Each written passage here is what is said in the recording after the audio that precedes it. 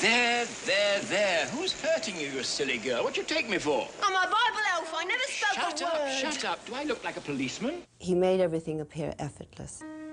Well, he's got a magic, and that magic never went away. We have a problem. He was a wonderful, very edgy actor. It's a little like a thoroughbred racehorse. Gonna run, he's gonna win. But he's dancing around and kicking the stall before him. He was very rebellious.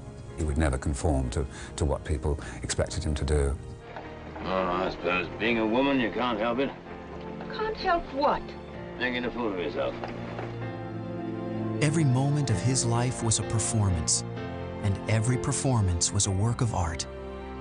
But while he gave the world dozens of indelible screen characters, Rex Harrison's private life was often a tumultuous drama, one that rivaled any of the tales he brought to the stage and screen.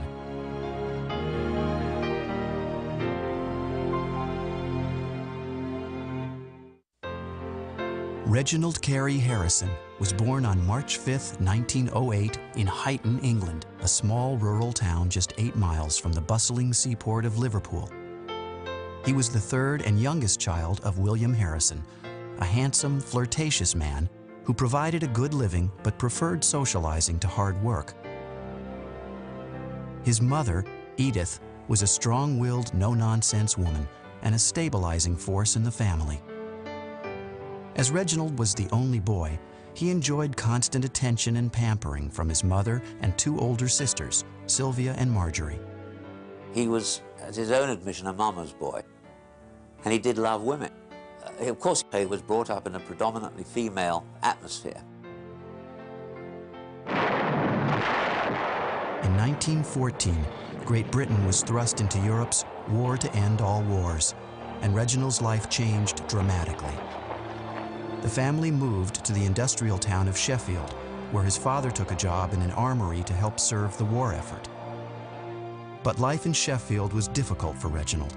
The fields and trees of his hometown of Huyton had been replaced by gray streets and factories, leaving little to distract the 6-year-old from the bombing raids that often shook the working-class city. He was not a completely healthy child, given to illnesses, and sadly he developed measles, which took away most of the sight of his left eye. To take Reginald's mind off his troubles, William and Edith took him to the theater, where a whole new world opened up for the frail boy. When they brought him home, he stood in the living room and bowed over and over again. That's the part he liked. And he decided to be an actor. I guess he liked the applause. Always a precocious child, by the age of 10, Reginald abandoned his given name in favor of something more befitting an aspiring actor. He decided that Rex, with its Latin connotations of being the king, of being the monarch of all he surveyed, was a much more appropriate stage name than Reginald. And of course, you got it in bigger letters on the billing. After World War I ended on November 11, 1918, the Harrisons left Sheffield and relocated to Sefton Park, just outside Liverpool. Rex was enrolled at Liverpool College, where he immediately joined the school's Junior Dramatic Society.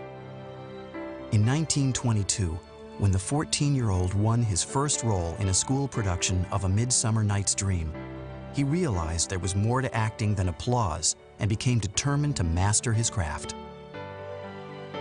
In 1925, upon completing his formal education, Rex was accepted at the Liverpool Repertory Company as an actor in residence. Under the tutelage of theater director William Armstrong, the 17-year-old student did odd jobs and watched rehearsals before taking to the stage in his first professional production, 30 Minutes in a Street. Though he had little money in his pocket, the handsome young actor was gaining a reputation for being quite a ladies' man, and by the age of 19, his fast-paced lifestyle and exploits with women earned him the nickname Sexy Rexy. Rex was what you could call a young man about town from an early age. In fact, he liked the company of rather fast women. So there was a sense of raciness in his character, of the good life, the good times, and the expensive times, so long as someone else was paying for it. In 1927, after just 2 seasons with the company, Rex was ready to tackle London. Though hardly a stage veteran, the determined actor got his big break in a 12-week tour of Charlie's Aunt, where he received excellent reviews for his comedic performance. Setting his sights on London's prestigious West End, the ambitious actor landed small roles in Richard III and Getting George Married. But when his third West End production, The Ninth Man, was lambasted by critics, Rex was back on the road with the Cardiff Repertory Company. For the next 6 years, he lived the life of an itinerant stage actor, touring with various companies all over England and appearing in a different town every week. Rex modeled his own manner very much on the kind of character he had to play in what you would call the society comedies of the time, where Rex would be the young rake, the young gentleman about town, the young aristocrat. But in 1933, while at a party in London, Rex met a young honey blonde model who took his breath away. Her name was Noelle Marjorie Colette Thomas, but everyone knew her as Colette. Colette was a beautiful English country girl and vivacious, and enchanted Rex, and it was quite obvious that he was smitten with her and she with him, and it was an obvious partnership. She was a very well-connected girl, and I think that was part of the attraction, because Rex had a streak of snobbishness in him. He liked to feel well-connected. After a whirlwind romance, and in spite of their parents' objections, the two were married in January of 1934. Colette's father didn't like the idea at all. He saw through this rather impoverished young actor who came down and seduced his daughter.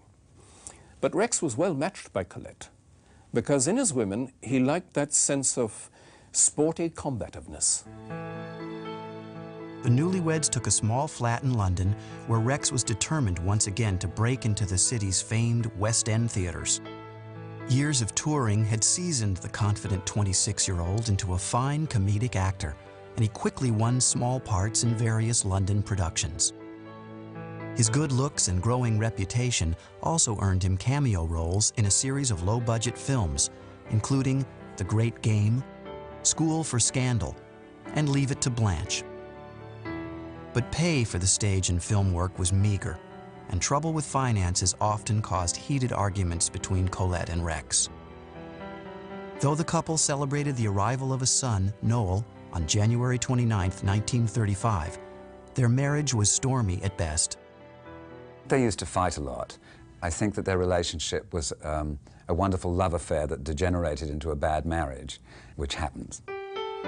But despite the turmoil at home, by 1936, things were looking up professionally for the hard-working actor. At the age of 28, Rex won a leading role in Terence Rattigan's French Without Tears, and the play became the most successful comedy in West End history.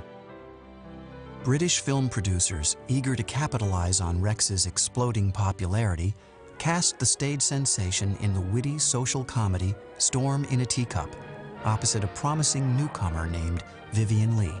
What sort of man are you, anyhow? Well, did you ever know a decent sort of chap who could tell you straight off what sort of decent chap he was? I never knew a man do the mischief you've done for no reason at all. Well, look here. If you really want to know, I'll tell you something I never told... No, I won't. Goodbye.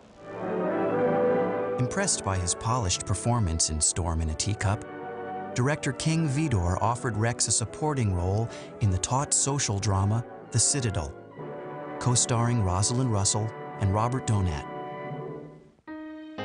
After 10 long years of struggle, Rex Harrison had become one of Britain's most popular actors. Now cocky and confident, he was ready to take Hollywood by storm. But unfortunately, another storm was coming, one which would threaten both his career and his country.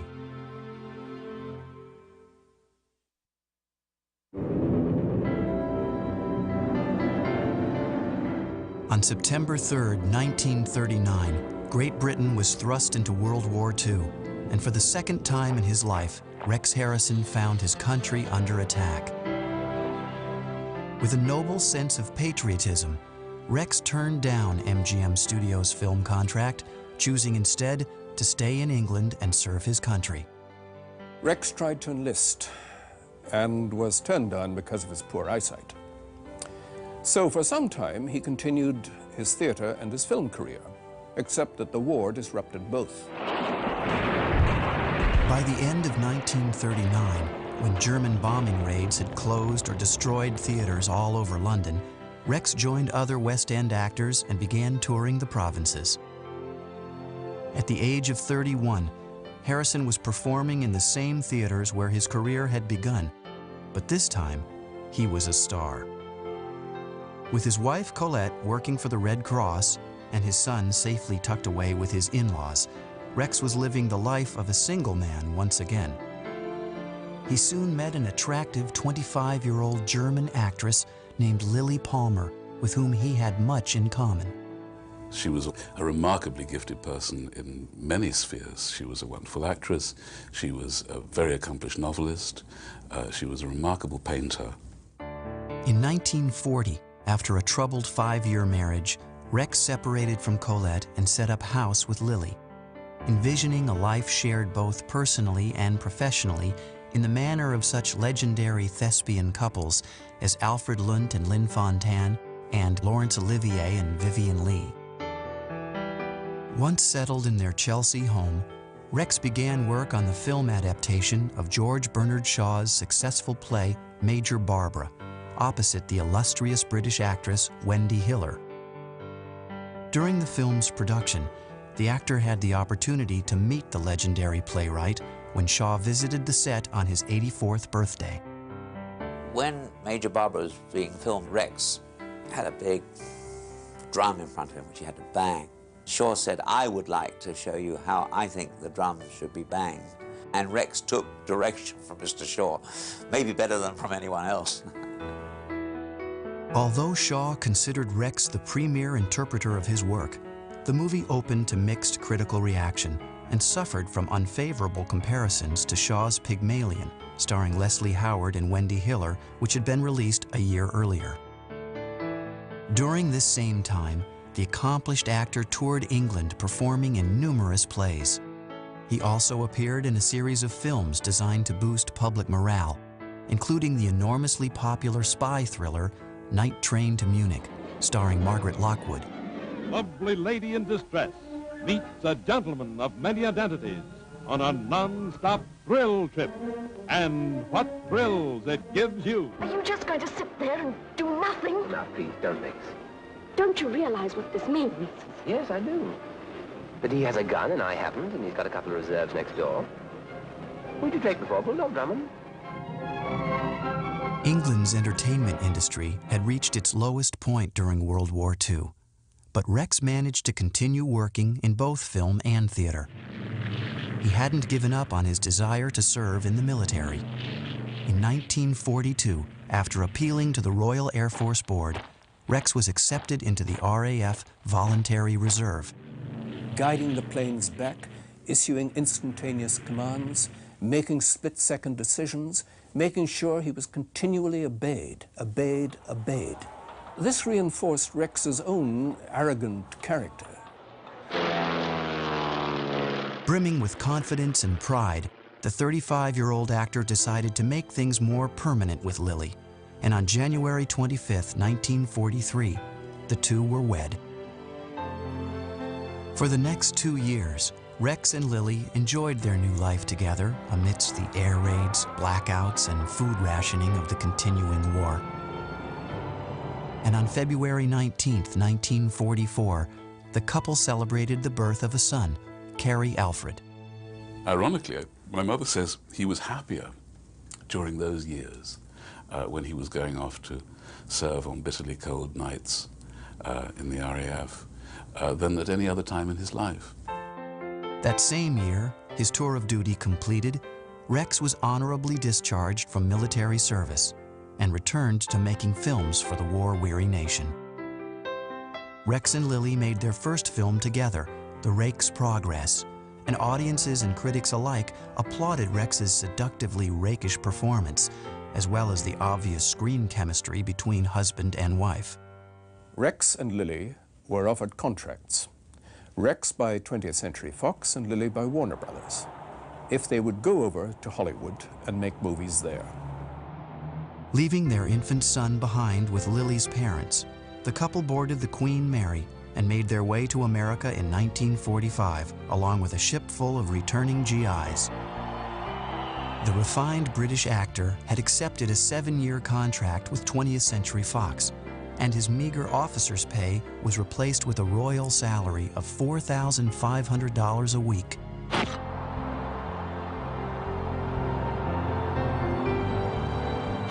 The Hollywood newcomers rented a suite at the luxurious Beverly Hills Hotel, and Rex reported to the Fox lot for the lead role in Anna and the King of Siam, co-starring Irene Dunne.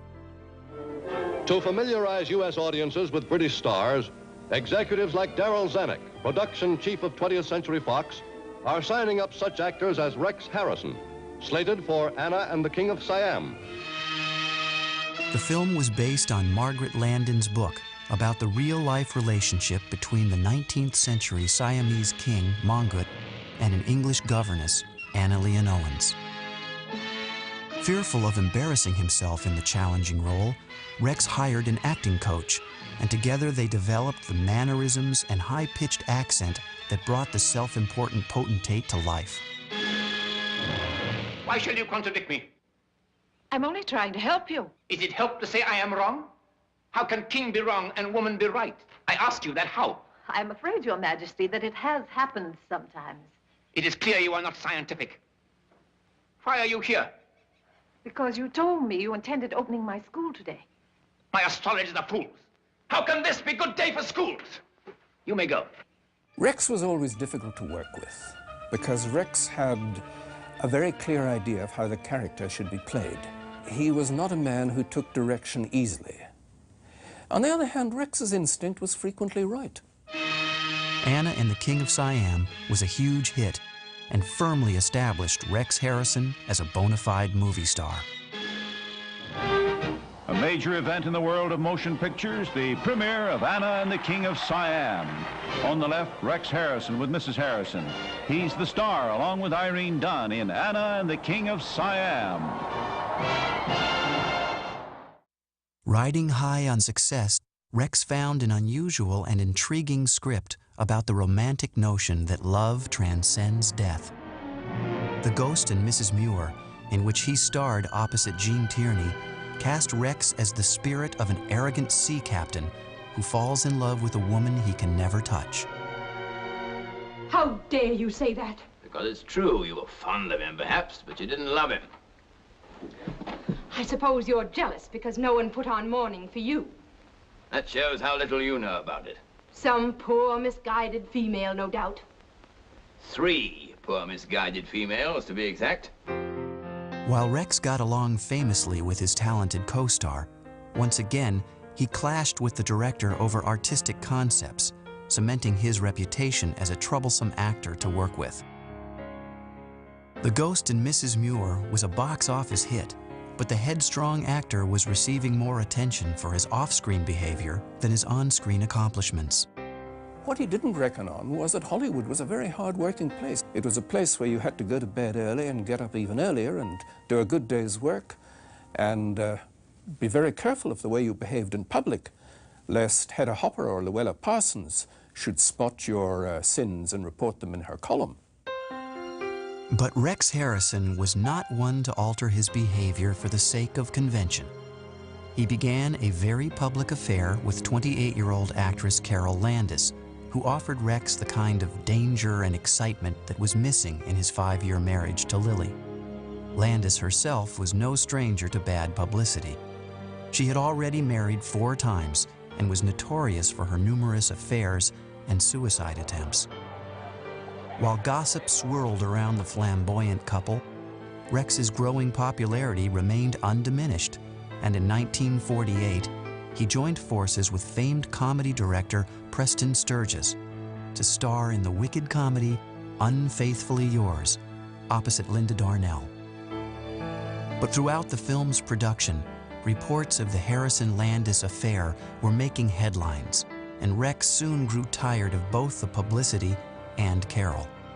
Carol Landis had imagined that Rex would divorce Lily Palmer and marry her. But Rex was a selfish man, and Rex certainly was not going to invite the disturbance to his home, to his marriage, perhaps to his financial arrangements by divorcing Lily. Harrison called the relationship quits, but for Landis, the affair had become a more serious matter. Overcome by grief, on July 4th, 1948, the fragile actress took her own life rather than lose the man she loved. She took an overdose. The result really was both a tragedy and a scandal that did Rex no good at all in Hollywood. Heartbroken and guilt-stricken by his lover's death, Rex found himself under attack by an angry press who were quick to point the finger at the 40-year-old actor. To make matters worse, the ill-timed Unfaithfully Yours was finally released. In it, Rex devilishly and brilliantly played the lead role of a symphony conductor who suspects his wife of infidelity and imagines different courses of action he could take. What's the matter with you? You're not laughing quite so hard now. What are you going to do with that? Have you ever heard of Russian roulette? Why, certainly. I used to play it all the time with my father. I doubt that you played Russian roulette all the time with your father. Well, I most certainly did. You play it with 2 packs of cards, and that is Russian bank. Russian roulette's a very different amusement, which I can only wish your father had played continuously before he had you. But after the Carol Landis scandal, audiences assumed Rex's dastardly on-screen persona mirrored his off-screen antics, and the film suffered as a result. People have drawn all kinds of obnoxious conclusions about it, but it was an incredible tragedy. I mean, I don't know how he went on with his life after that. Although the affair had put a chill in their marriage, Lily remained at her husband's side. Due to the scandal, Fox dropped his contract, and after only 3 years in Hollywood, Rex Harrison had suddenly gone from charming rogue to social pariah. His career and reputation in ruins, Rex Harrison escaped to the safety of the stage. But his darkest hour would soon become his moment of triumph. In the summer of 1948, Rex Harrison and his family left Hollywood and retreated to New York City. It had been more than a decade since the actor tread the boards of Broadway, and he was eager to return to his first love. Rex really found it very convenient to leave Hollywood and go off to New York to appear in Maxwell Anderson's Anne of the Thousand Days, where, amusingly enough, he played Henry VIII, the man who had 6 wives. Yes? 5 minutes, please. Thank you. Though off to a rough start during out-of-town tryouts, once in New York, Anne of the Thousand Days ran for a spectacular 288 performances. Yes, Henry? Do I come too soon? Will it tire you to speak? No, Henry. I'm glad to see you. I just want to look at you two. My queen and my prince. Harrison's peers lauded his performance, and critics sung his praises. But for Rex, the true sign that he had redeemed himself as an actor was when he was awarded Broadway's most prestigious honor, the Tony, for Best Leading Actor of 1949. Broadway work continued, and in 1950, Rex and Lily appeared together in Bell, Book and Candle, and even returned to Hollywood the following year to star in The Four Poster, a light-spirited bedroom farce about manners and morals. What's that? It's a bed. I can see that. Built for a lifetime, guaranteed. We can pass it on to our children. Our who? After 7 years of marriage, Rex and Lily were finally on the cusp of joining the ranks of Lunt and Fontanne. But ironically, Rex chafed at the idea of a mate with a career on par with his own. Working together had only magnified the differences between the two actors. Once again, Rex was feeling restless. In 1954, While making the British film The Constant Husband, a romantic comedy about a man with 6 wives, 46-year-old Rex fell madly in love with his 26-year-old co-star, the luminous and irrepressible Kay Kendall. No one could possibly blame anyone for falling in love with Katie. There's a line of William Blake's that says, "Exuberance is beauty," and that was Katie. After 11 years of marriage, Rex and Lily separated, although they continued to work together while he carried on a tempestuous affair with Kay. But in 1955, Rex received an offer to star in a Broadway musical, one that would forever change his life and his career. Based on George Bernard Shaw's play Pygmalion, My Fair Lady told the story of a British elocutionist who transforms a Cockney flower girl into a lady. Rex got the offer of his life that really established him as one of those stars people never forget. Playing Professor Higgins with his tweed hat on and his English aristocratic airs and that wonderful tongue that could tongue-lash people as well as caress them was very much to Rex's liking. He loved Shaw's plays, so he loved the idea of playing Higgins. One of the things that he's responsible for in My Fair Lady is keeping so much of the original text in, because he fought for it. And I believe that's one of the things that made it as great as it is. With music by Alan J. Lerner and Frederick Lowe, and co-starring the lovely and talented Julie Andrews, My Fair Lady opened at the Mark Hellinger Theater on March 15, 1956, and was a smashing success. Rex Harrison as Professor Higgins, Julie Andrews as Eliza Doolittle, and cheered to the rafters. After running for a year and a half to standing room only audiences, Rex took home his second Tony Award, and at the age of 48, he became the reigning king of Broadway. There's no escaping the fact that for him it was the one in a million, where everything comes together for an actor. He was both a matinee idol and a light comedian, and also an actor of some gravity and subtlety. And it was so perfect for him. After the success of My Fair Lady, Kay and Rex moved into a charming seafront cottage on the Long Island shore, where they reveled in the company of old money socialites and indulged in a reckless, playful lifestyle. But after only 6 months of unwedded bliss, the actor's life was turned upside down when he received shocking news. One day, Kay's doctor sent for Rex and said, "Your good friend Kay Kendall is suffering from leukemia. I've not told her that." When Rex confronted his wife, Lily, with the details of Kay's illness, he received a startling response. Lily said to Rex, "The only thing to do is this. You and I get a divorce. You marry Kay, live with her as long as Kay lives, and after that I'll remarry you." On June 23, 1957, at the age of 49, Rex Harrison wed for the 3rd time, knowing even as the vows were being read, that the marriage would never last. Rex devoted every possible moment to his new bride, and even worked with her in The Reluctant Debutante, a charming comedy starring Sandra Dee and John Saxon. Rex Harrison, the inimitable star of My Fair Lady. Kay Kendall, the fabulous comedienne of Les Girls. Jimmy?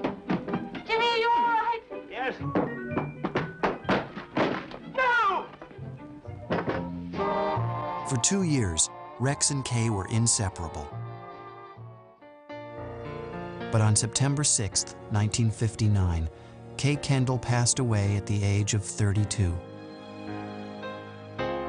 Nothing in his life had prepared Rex for the devastation he felt after Kay's death, and he sought solace in the arms of his ex-wife, Lily Palmer.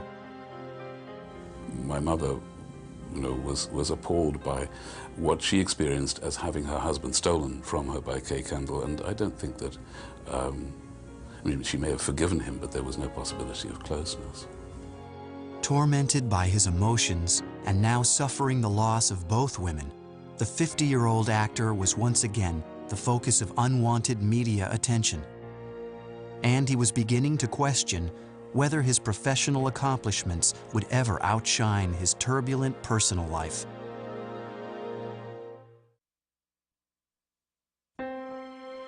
In 1960, Rex Harrison was without a woman by his side for the first time in his life.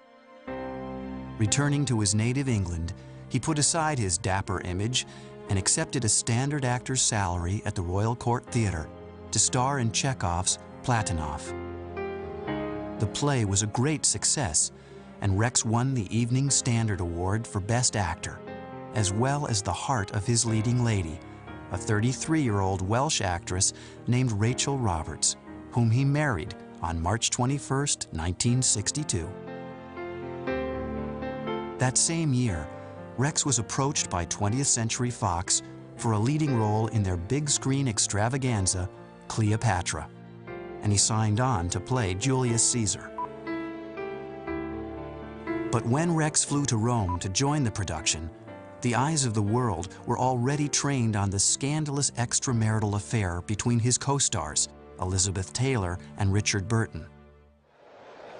To make matters worse, the film was seriously over budget and over schedule. But Rex Harrison managed to turn in an impressive and powerful performance. The smoke of burning Roman dead is just as black, and the stink no less. It was pumping, and I wanted it so. Cleopatra turned out to be the most expensive film ever made. And although it took in a then staggering $24 million at the box office, it was still considered a financial failure. Nevertheless, Rex Harrison would be nominated for an Academy Award as the year's Best Actor. And although the award went to Sidney Poitier, Rex was enjoying his hard-earned reputation as one of Hollywood's most respected and bankable stars. He was also negotiating to reprise his trademark role as Professor Henry Higgins in Warner Brothers' lavish film adaptation of My Fair Lady. It was on the terrace of his house in Portofino that Rex got the very good news about the film version of My Fair Lady. And Rex threw his arms out like that and said, "By George, I've got it." She's so deliciously low, so horribly dirty. I ain't dirty. I washed my face and hands before I come, I did. I'll take it. I'll make a duchess of this draggle-tailed gutter snipe. Ow! We'll start today. Although fans of the Broadway hit were disappointed when the part of Eliza Doolittle was not offered to Broadway's Julie Andrews, the on-screen chemistry between Harrison and co-star Audrey Hepburn offered plenty in the way of compensation. He is so good that it doesn't matter whether he plays it on stage or screen. It's Rex Harrison who colors that film, who gives it its note of temperamental despotism that is so brilliant, particularly when it's set to music and words by Lerner and Lowe. Why can't a woman be more like a man? Men are so decent, such regular chaps, ready to help you through any mishaps, ready to buck you up whenever you are glum. Why can't a woman be a chum? After premiering in October of 1964, My Fair Lady was cheered by audiences and critics alike. And for the second time in 2 years, Rex Harrison was nominated by the Motion Picture Academy for his definitive performance.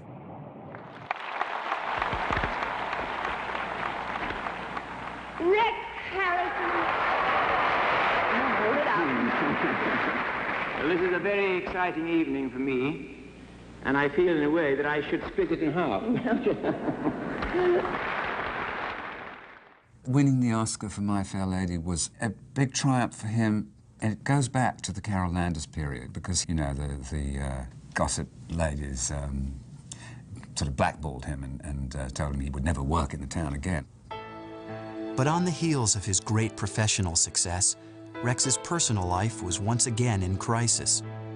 Since arriving in Hollywood, Rachel Roberts had given up a promising acting career to be Mrs. Rex Harrison.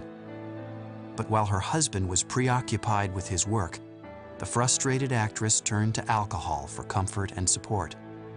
She was a secret drinker, and gradually became a public drinker, and then into an alcoholic. She was a manic depressive. Oh, she was on a very bad way, Rachel Roberts. Seeking refuge from his troublesome home life, Rex plunged into his next film, The Agony and the Ecstasy, co-starring Charlton Heston. The story told of the conflict between Michelangelo and the Pope who commissioned him to paint the Sistine Chapel. It also featured Rex in one of his strongest screen performances. I will not obey you! Will not! Did I hear you correctly? Will not? Yes. I'll destroy it first, with my own hands. The best thing in The Agony and the Ecstasy is the confrontations between the Pope and Michelangelo, and the odd confrontational chemistry between us was crucial to the film. I don't think Olivier could have been better. But when the film's box office returns paled in comparison to the staggering revenues of Fox's The Sound of Music, Rex was quickly cast in a family-friendly musical entitled Dr. Dolittle. Playing a veterinarian who could literally talk to animals, Rex had to contend with a menagerie of co-stars. Rex Harrison talks about Dr. Dolittle. First film in which a human being, myself, actually talks to animals. I feel it'll be a film which all the family, including the animals, are going to want to see. Including you, Chi-Chi, aren't you? Chi-Chi? Yes! But although Dr. Dolittle went on to win 2 Academy Awards in 1967, the $17 million production proved to be a dismal financial failure. But much worse for Rex was the fact that his wife Rachel's condition had worsened. In hopes that the work and companionship would alleviate Rachel's deepening depression, Rex agreed to co-star with his wife in A Flea in Her Ear. Are you feeling quite well? Where are you going, Mother Tomato? God knows. Let's go and have a drink. See the can-can girls wiggling their bottoms. Have a little squeeze under the table. What are you talking about? You know what I'm talking about. But in 1969, Rex was pessimistic about his wife's deteriorating mental state and finally realized that he could no longer help her. Inevitably, their rocky 7-year marriage came crashing to an end. Rex Harrison had lived life to the limit, and his constant womanizing and love of life's finer things had left him alone and kept him from his one true love, the stage. But as the aging star faced the final act of his life, he still searched for applause and one final bow.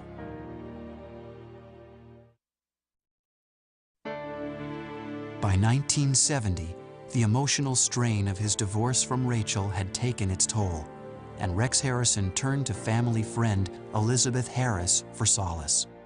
After his divorce from Rachel Roberts, Rex again was the lonely man, very much dependent upon the comfort of women, but he found that the temperament of Elizabeth Harris was very sympathetic to him. A highly educated, intelligent woman who liked fun in life.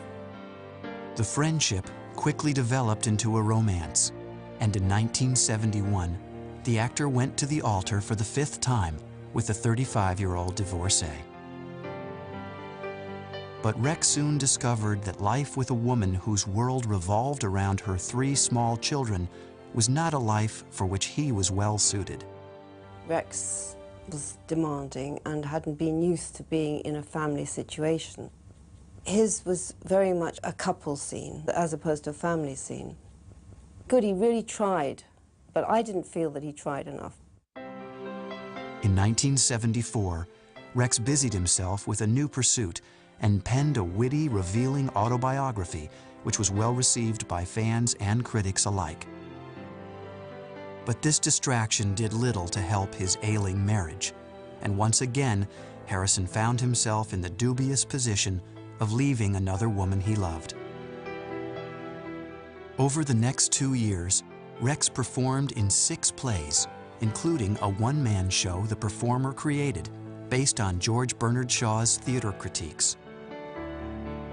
And in 1977, while attending a New Year's Eve party in Monte Carlo, Rex met a sophisticated beauty named Mercia Tinker.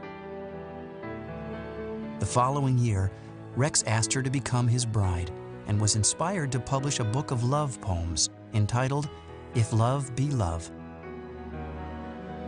Now 70, Rex's age and failing eyesight was threatening his ability to work, but nothing could keep the irascible actor off the stage.